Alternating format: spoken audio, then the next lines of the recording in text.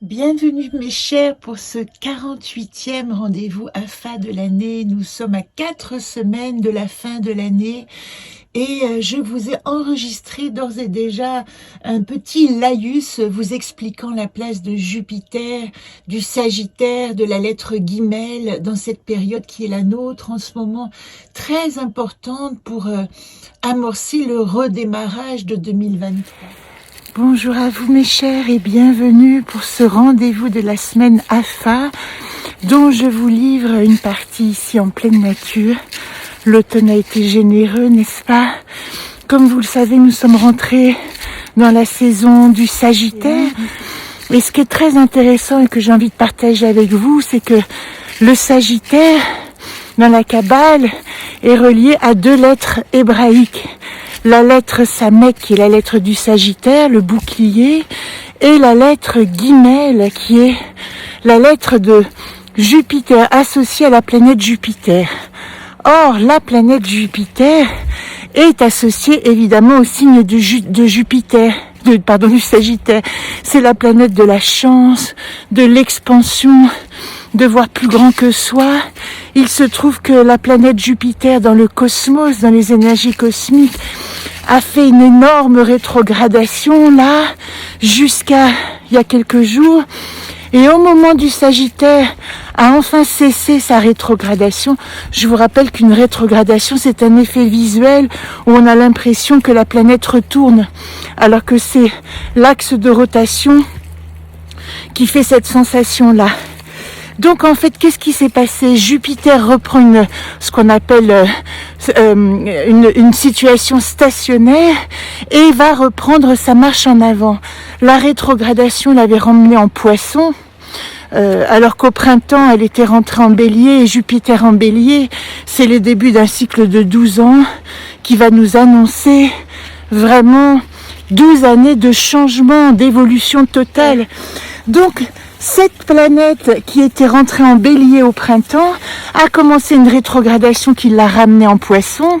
Ramenée en Poisson, ça voulait dire que tous les projets, ça je vous en ai déjà parlé, que vous aviez décidé de mettre en place au printemps, ont forcément subi ou un arrêt, ou une réflexion, ou une remise en question, ou un approfondissement. Et la bonne nouvelle que je vous disais la semaine dernière pour la nouvelle lune du Sagittaire, c'est que Jupiter reprend sa marche en avant, va rejoindre le Bélier en décembre, et enfin nous allons pouvoir vraiment vivre l'expansion de tous nos projets. Alors moi, ce que je voulais partager avec vous, c'est une interrogation que j'ai par rapport à l'enseignement totalement laïque pour moi, de la Kabbale que je suis, et particulièrement comment les lettres hébraïques sont associées à ce qu'on appelle les 72 noms de Dieu, que l'on retrouve aussi comme les 72 anges qui nous accompagnent. Et en fait, ces 72 noms de Dieu, ce sont 3 lettres des 22 lettres hébraïques associées. Donc 3 lettres qui sont associées à 3 phrases de l'Exode. Et ces 3 phrases, elles correspondent au moment où Moïse emmène le peuple des Hébreux hors de l'esclavage, c'est-à-dire quitte l'Égypte. Vous devez connaître quand même cette image biblique magnifique, et vous l'avez vu dans des films. Donc accompagné de son peuple qui le suit, il va aller jusqu'à la mer, et comme la mer est infranchissable, il va demander au Créateur de lui créer un espace, une porte, une ouverture pour pouvoir franchir les eaux et rejoindre un pays qui sera leur pays de liberté. Donc vous voyez, on ne le sait pas forcément, mais à l'intérieur de ces 72 anges et de ces lettres hébraïques et aussi de ces 72 noms de Dieu, nom du Créateur, nom du divin, peu importe la foi que vous avez, ce qui est intéressant c'est le symbole, eh bien nous avons cette invitation à savoir que nous sommes accompagnés pour nous sortir de notre esclavage, pour atteindre la liberté d'être nous-mêmes et de construire sur notre territoire. Alors pour en revenir à Jupiter, qui est associé à Guimel, j'ai réalisé que la seule lettre qui n'existe pas dans ces associations des 72 noms de Dieu, qui n'est dans aucune association de 3 lettres, c'est Guimel. Donc j'ai posé la question à mon enseignant, évidemment, pour comprendre. Et puis moi-même, je me suis fait une idée que j'ai envie de partager avec vous par rapport à cette notion. C'est qu'en fait, le Jupiter ou Guimel, il y a 2 notions dedans. Déjà, si vous vous intéressez un peu aux lettres hébraïques, il faut savoir que le début de l'alphabet, c'est non pas ABC, mais c'est A, Aleph, l'énergie créatrice. B, bête, la maison, c'est-à-dire où est-ce qu'elle va se poser cette énergie. Et d'ailleurs, la Bible commence par un B. Béchérit, c'est le premier mot de la création. Et C, qui est ici Guimel, c'est la 3e lettre qui va parler de l'humain. L'humain, le voyage, le voyageur. Vous savez que le Sagittaire est associé au voyage, à celui qui part en voyage pour apprendre, pour approfondir ses connaissances, éventuellement dans sa grande commisération pour les partager. Excusez-moi. Donc en revenant à Guimel, je me suis rendu compte que cette lettre qui n'existe pas dans les 72 noms de Dieu, pour moi, ce qu'elle veut dire, cette absence, c'est que nous devons être présents à nous-mêmes. Guimel, c'est l'homme, le voyageur. Il va bientôt arriver à la 4e lettre hébraïque Dalet, la porte, c'est-à-dire que il va trouver la porte d'entrée de son royaume. Et en attendant, il est obligé de parcourir un voyage initiatique. Et la mise en garde, et dont me parlait aussi mon professeur, et dont je n'avais pas mesuré totalement la portée, mais en fin de compte, je comprends mieux la dimension du Sagittaire aussi, c'est qu'il y a dans cette planète l'enthousiasme, la force, la générosité, mais si ces personnalités sagittaires ne dédient pas leur action et leur puissance à quelque chose de plus haut, eh bien ils vont rentrer dans l'orgueil, dans la frustration, dans l'insatisfaction, ou autant dire en un mot, dans l'ego, dans la nécessité de réalisation de l'ego. Et voilà pourquoi, si vous avez des Sagittaires autour de vous, il y a 2 personnalités. Il y a ceux qui sont dans l'expansion et dans le partage de la conscience, et il y a ceux qui sont dans la restriction parce qu'ils n'ont pas encore trouvé vers où diriger cette magnifique flèche qui les habite. Alors voilà, même si vous avez des planètes en Sagittaire, c'est intéressant de voir où est-ce que vous réagissez à votre ego. Donc vous allez avoir en ce moment des frustrations et des insatisfactions, et comment vous pouvez tourner votre comportement en possibilité d'expansion, parce que vous allez partager vos connaissances, partager votre puissance, partager votre enthousiasme. On peut résumer par le Sagittaire, quelle que soit votre planète, n'a pas le droit à la dépression. Pour vous donner un exemple, je ne crois pas que j'ai beaucoup de planètes en Sagittaire, mais je me souviens comme ça que j'ai le nœud sud. J'ai un nœud nord en Gémeaux, nœud sud en Sagittaire. Qu'est-ce que ça veut dire ? Ça veut dire que si je me laisse happer par la nostalgie du passé, rien de fertile ne peut en sortir. C'est-à-dire que je vais être affolée dans mon nœud nord et dans ma direction par le stress et les traumas du passé. Et que tout le travail qu'il y a à faire, par exemple, dans une figure comme celle-ci, c'est d'utiliser son passé pour générer de l'enthousiasme sur toutes les épreuves qui ont été traversées.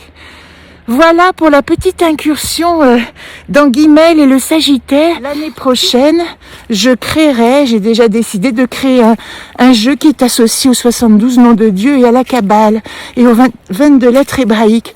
Voilà pourquoi vous m'entendrez parler régulièrement de cette symbolique qui peut vraiment enrichir d'une manière extraordinaire tout ce qu'on partage ici. Et ce sera peut-être la question de Guimel. Comment puis-je être le voyageur de mon propre voyage? Nous arrivons à Ozone dans bientôt. Nous sommes dans Jachem, dans cette nouvelle lune qui est le repos du guerrier. Et nous sommes en train de prendre des forces pour notre prochain voyage. Vous voyez comme tout est congruent. Alors à tout à l'heure, ou à tout de suite plus exactement pour le tirage. Voilà.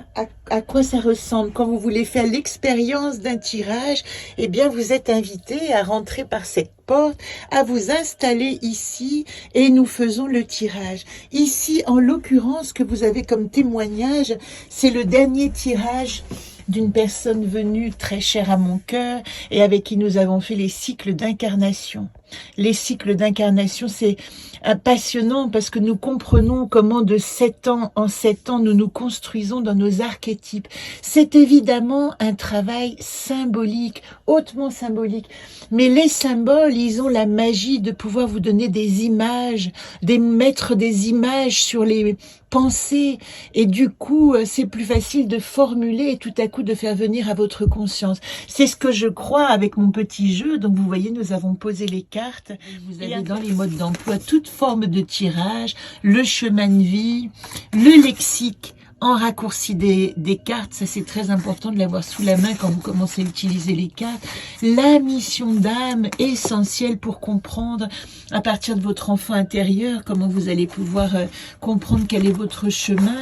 Ici ce sont tous les thèmes que nous pouvons aborder. Tout ça, je vous apprends évidemment à le faire, à les tirer au chalet des créateurs quand j'y suis. J'y étais hier et avant-hier. Mais également dans cette petite caravane où vous pouvez prendre rendez-vous, un rendez-vous individuel. Renseignez-vous par mail à annacartelejeu tout attaché @orange.fr. Alors, je vous ai tiré simplement 2 cartes pour que vous compreniez. Nous avons Jacquem. Alors voilà la carte, je vous en ai parlé la semaine dernière, de la coupe de cette nouvelle lune que nous vivons.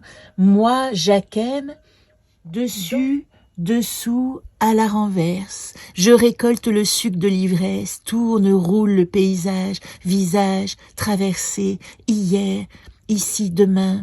Le passé revient toujours car il ne s'efface pas. Il s'enracine et fait l'humus de notre chair. Nous sommes faits de ce que nous sommes.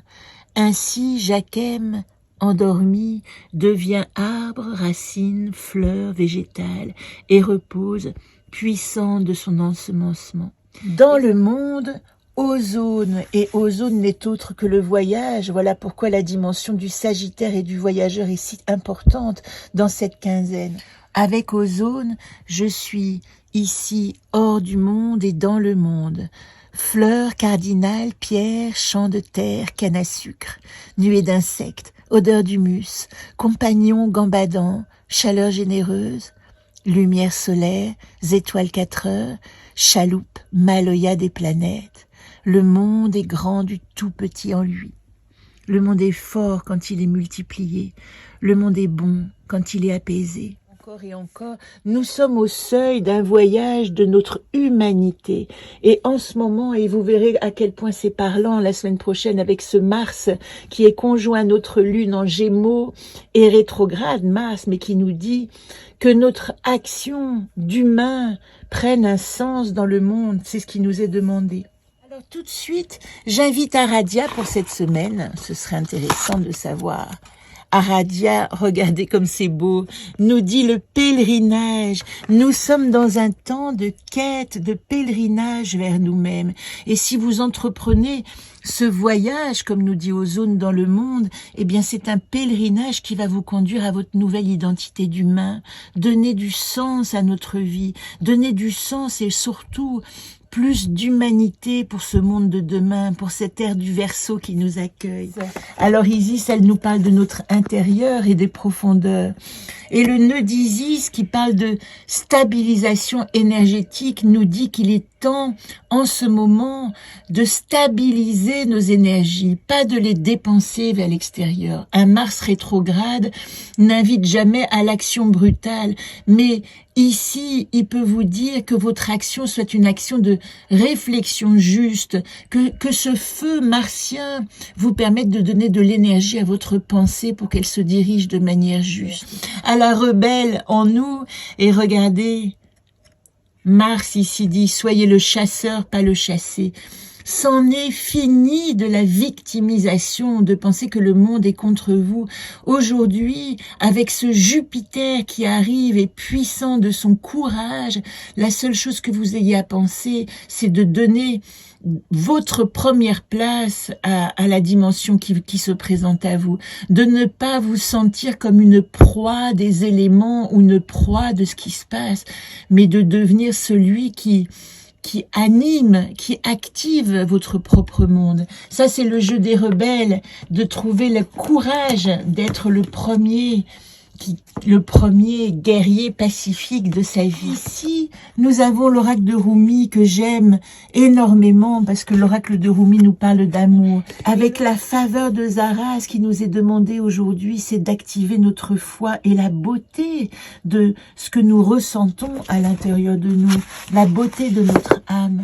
Et si vous activez l'immense humanité en vous, individuelle, cette immense humanité qui est à l'intérieur de chacun, eh bien nous allons, nous, humains, nous rencontrer dans un projet commun et puis faire de cette ère du Verseau, de ce prochain cycle, une magnificence. Abandonnons les peurs. Voilà pour le tirage.